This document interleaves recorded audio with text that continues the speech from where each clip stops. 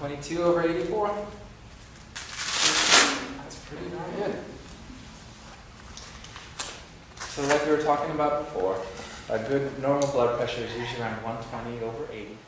A normal blood pressure is 120 over 80. The top number, or systolic number, is your blood pressure when your heart is beating. The bottom number, or diastolic number, is your blood pressure when your heart is between beats. If your blood pressure is constantly over 140 over 90, you may have hypertension. People with hypertension are about 30 to 50% are sensitive to salt. And so a really easy way for you at home to combat the hypertension is to kind of change your diet just a little bit by limiting the amount of salt that you have in your diet. The recommended amount of salt for a person to have in one day is 2,400 milligrams. And most people are getting probably 3 to 4 times that much, at least in one day. Doesn't that chicken pot pie look good? You won't believe the amount of salt it has in it. These chicken pot pies are amazing. Look in the nutrition facts. It says the pie has 830 milligrams of sodium. But this is where they're trying to trick you. Look up at the top section of the nutrition facts. There are actually 2 servings in one chicken pot pie, which means if you eat the whole pot pie, you actually eat 1,660 milligrams of salt. Even this lean TV dinner has 890 milligrams of sodium. And what about these sweet peas? They're organic, so they must be good for you, right? You actually have to be very careful with canned goods. These sweet peas actually contain 3.5 servings, which means they have almost 1,300 milligrams of sodium. A lot of people eat cottage cheese as a healthy snack. But again, you have to be careful. Just a half cup of cottage cheese contains over 420 milligrams of salt. So if you were to eat a half cup of cottage cheese, half of a pot pie, the TV dinner, and half a cup of the sweet peas, you will have eaten 2,510 milligrams of sodium.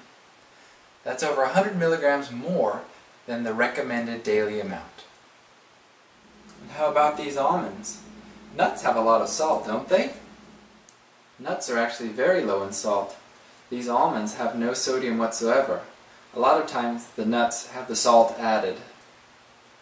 It's good to include nuts in your diet, along with fruits and vegetables, chicken and fish, low-fat milk, and whole grains.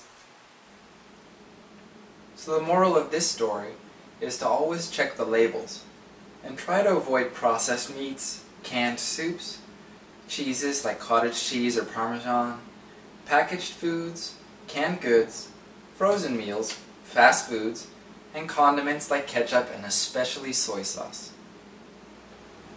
Alternatives to salt to use while cooking include garlic, ginger, basil and curry, rosemary, oregano, chili powder, cumin, pepper, lemon, mint, and thyme.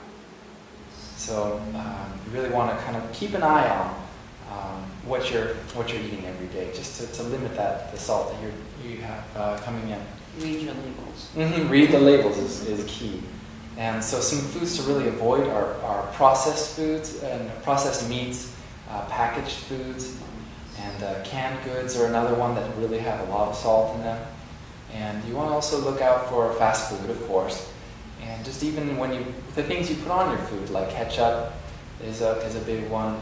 Soy sauce is another thing that really is high in salt. And then when you're actually cooking at home, it's good to maybe avoid putting table salt in your food. And there are other things you can actually put in the food instead of salt that give it some flavor without the high salt content. So some of those things might be, like we said, the ginger, the garlic, basil, some pepper, and lemon juice. Those are some possibilities. So really the key to avoiding hypertension, or at least limiting at home your chance of hypertension, is to cut out the high salt foods that you're eating, and have more of those whole grains and milk products. And you can use alternative seasonings at home, like the pepper, lemon, and things. Yes. All right. So, well, thank you for coming in and getting your blood pressure checked, and I'll see you next week. You're very welcome.